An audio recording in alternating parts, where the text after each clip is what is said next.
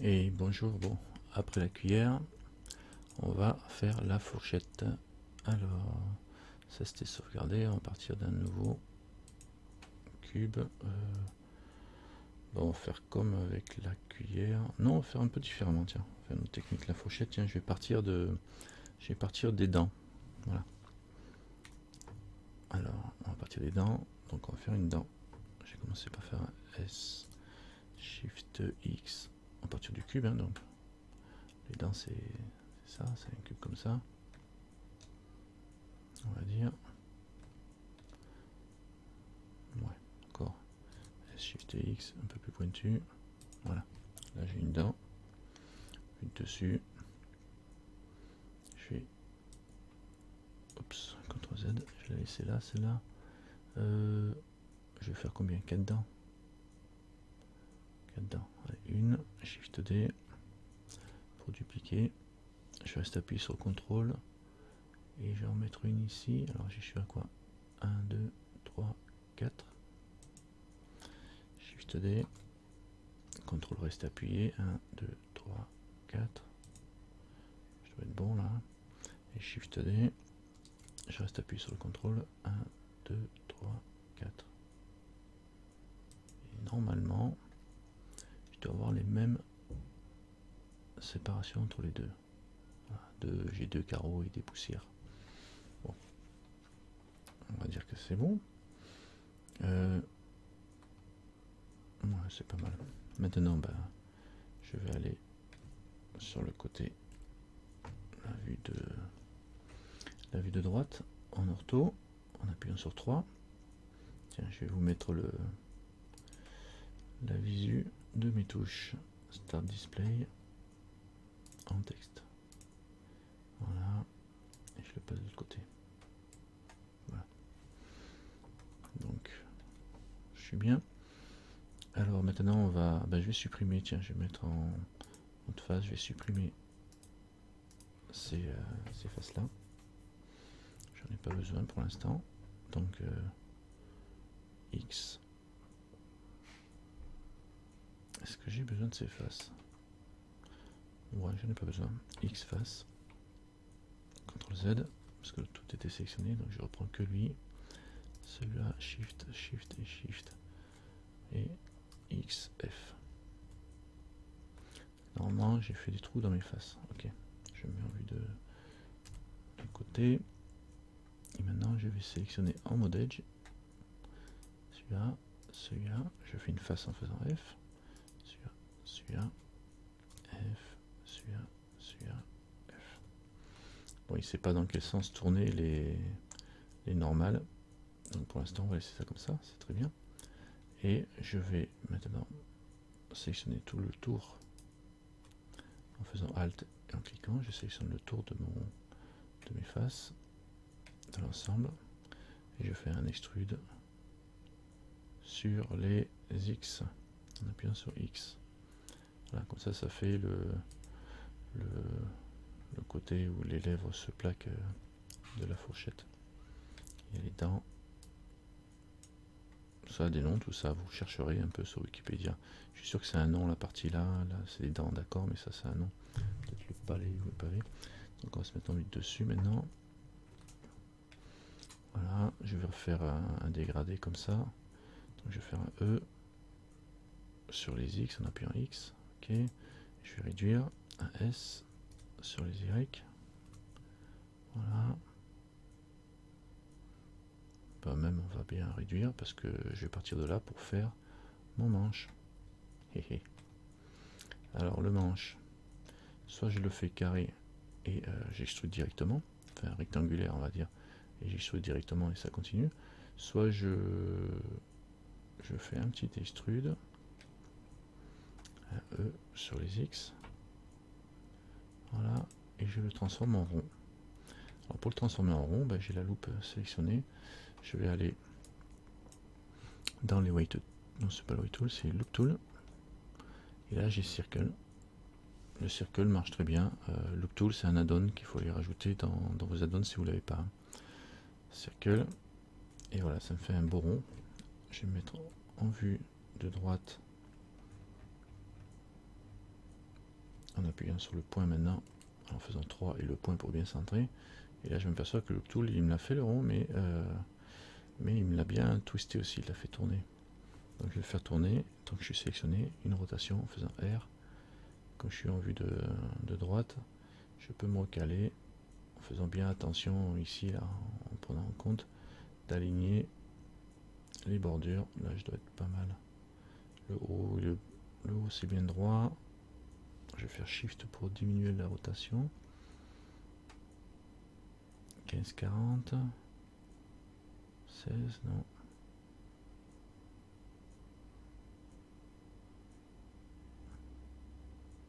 Ouais, je dois être pas mal là. Voilà, je valide comme ça. Là, je suis bon, les points là, ils touchent. Ils sont bien alignés. Ça devrait être pas mal. Donc, si je regarde, j'ai ça. Ok. Là, j'ai plus qu'à extruder mon manche. Alors, je vois la fourchette. Donc, je vais faire un extrude sur les X pour avoir la longueur de ma fourchette comme ça, on va dire. Et je vais refaire un extrude.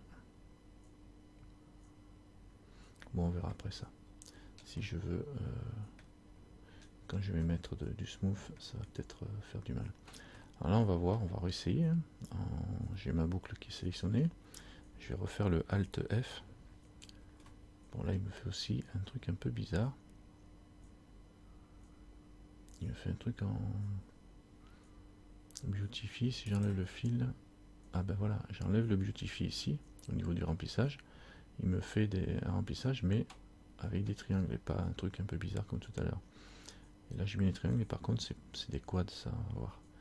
Mesh, face, et je vais faire tri to quad, Alt J.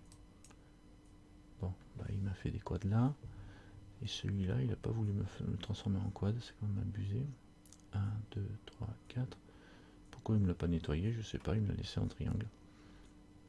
Et moi, comme j'ai envie de travailler avec des quads, je vais transformer tout ça en quad. Bon, celui-là et celui-là, je vais faire X et je vais faire un dissolve face. Voilà, celui-là et celui-là, pareil, X, dissolve face. Celui-là, pareil, X, dissolve face. Ça fusionne les faces en fait. Quand tu es là, j'ai bien des quads partout. Bon, ça me déplaît pas. Pas mal. Pas mal, pas mal. Bon, maintenant on va mettre du smooth à tout ça. Add modifier. Subdivision surface. Je vais en mettre 2 pour voir ce que ça donne. Je vais cliquer là-dessus pour coller le maillage au résultat final. Et je vais passer en mode objet. Et je vais faire shading smooth. Et je reviens en mode edit. Alors bon, évidemment, vu que j'ai juste tiré, ça me fait une fourchette avec une pointe au bout. Donc ce que je vais faire, c'est que je vais rajouter une loupe. CTRL R, valider, et je peux tirer comme ça pour avoir une forme.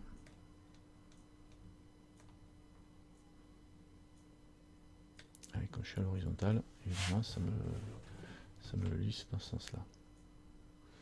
Donc voilà, pourquoi pas, ça peut être pas mal ce genre de forme. Après bon bah je peux choisir de durcir les faces à l'arrière hein, ici,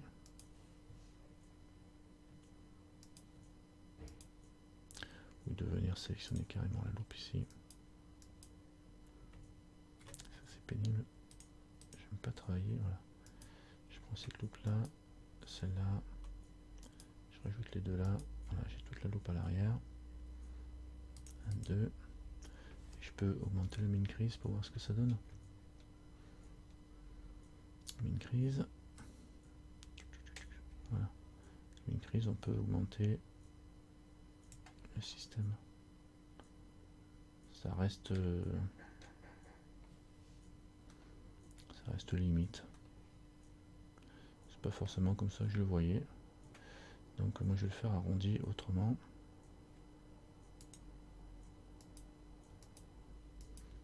ces faces là qui m'embêtent un peu. X face, je vais faire un dissolve face pour l'instant. On va pas le faire comme ça, on va le faire, je vais faire X face. On va le faire autrement comme je le veux, arrondi, bien arrondi. Je vais sélectionner mon arrière ici. Là je vais faire un E sur place. Clic droit pour être sur place et je fais un S. Voilà. Je vais réduire comme ça. Encore un S. Voilà. Et puis là je vais faire un E. Je peux faire une phase directe F. Voilà. Bon, je préfère ça, avoir un bord arrondi comme ça. Et après si je veux l'avoir moins arrondi, ben, je peux faire couler, je peux diminuer le min crease ici. Et on va voir. Parce que là j'ai tout en min crease assez fort. Ça. Alors lui plus lui. Et je diminue min crease. Ça me permet d'arrondir l'arrière si je le veux un peu plus rond. Après je peux réduire lui. Voilà, je suis au maximum.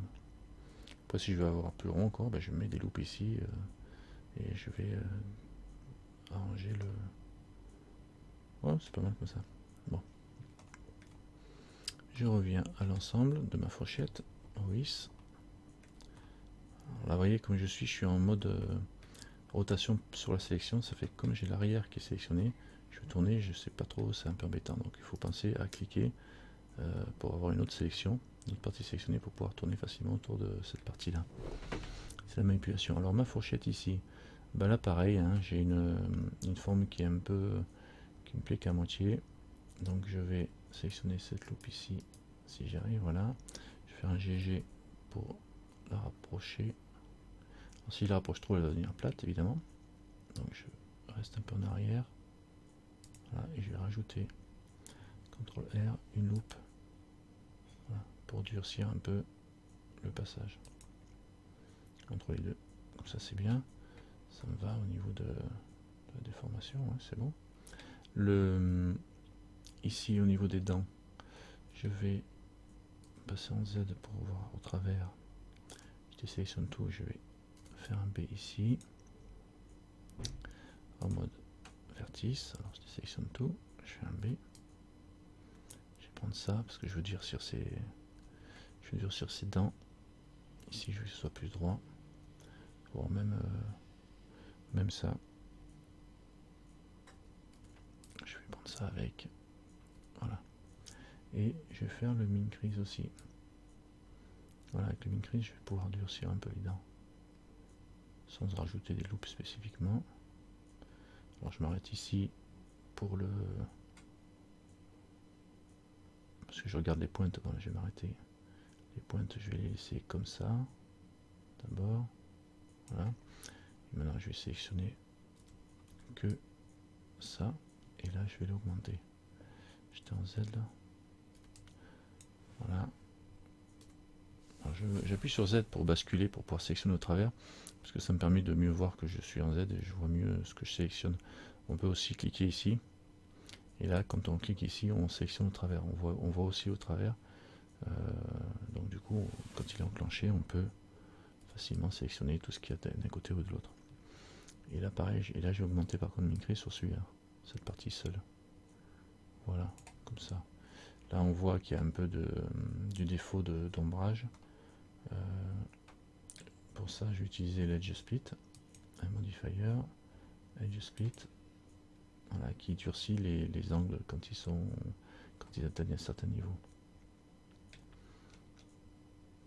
Voilà, du coup je vais baisser un petit peu la min crease.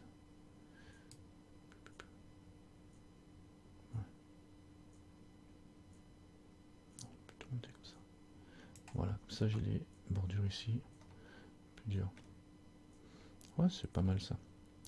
Après, est-ce que j'agrandis un peu? Non, bon, parce que ça fait dessus normalement elle est droite. Après ici, je peux choisir si j'agrandis ou pas. Et pareil, je peux choisir ici si je le fais déplacer comme ça si je fais une fourchette plus arrondie ici. Voilà. Pas trop mal. Maintenant, vue de profil, la fourchette évidemment, c'est pas une spatule, elle est pas plate. Donc il va falloir remonter le nez. Donc je sélectionne tout. Oui, sauf qu'il faudrait que, pour bien faire, il faudrait que je rajoute que je sélectionne tout le bout là. B. Alors je sélectionne du face, du bout, de face, donc toutes ces faces là, et je vais les faire monter. Alors je mets en vue de face, parce qu'en fait quand ça monte comme ça, alors CTRL Z, je vais le déplacer là, comme ça, et je vais faire une extrusion. E, comme ça, et je vais faire monter. Alors j'ai deux. Ah, c'est pas mal. Je vais faire un contrôle. Là je vais l'attraper. Toujours pareil, je vais l'attraper comme ça. Et je vais prendre le fall off en connecté pour le coup. Et je vais faire un G sur les Z et je vais augmenter la traction pour entraîner un peu plus le reste. Voilà. Comme ça. Ça fait un arrondi pas mal. Ça suffit, après il ne faut pas trop arrondir non plus. Et maintenant on va finaliser en sélectionnant ça et en faisant un contrôle plus. Je pense que c'est bien comme ça. Je me remets en vue de face et je vais alors pour le coup décaler ma fourchette comme ça en remontant et en faisant tourner avec une rotation avec un R et je redescends un peu, pas mal. Ça tire ça et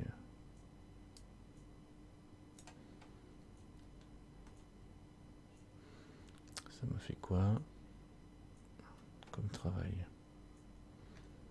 Ouais, c'est intéressant. Ça s'est pas trop mal passé. Ça m'a fait une creuse sur l'arrière. Moi j'aime bien.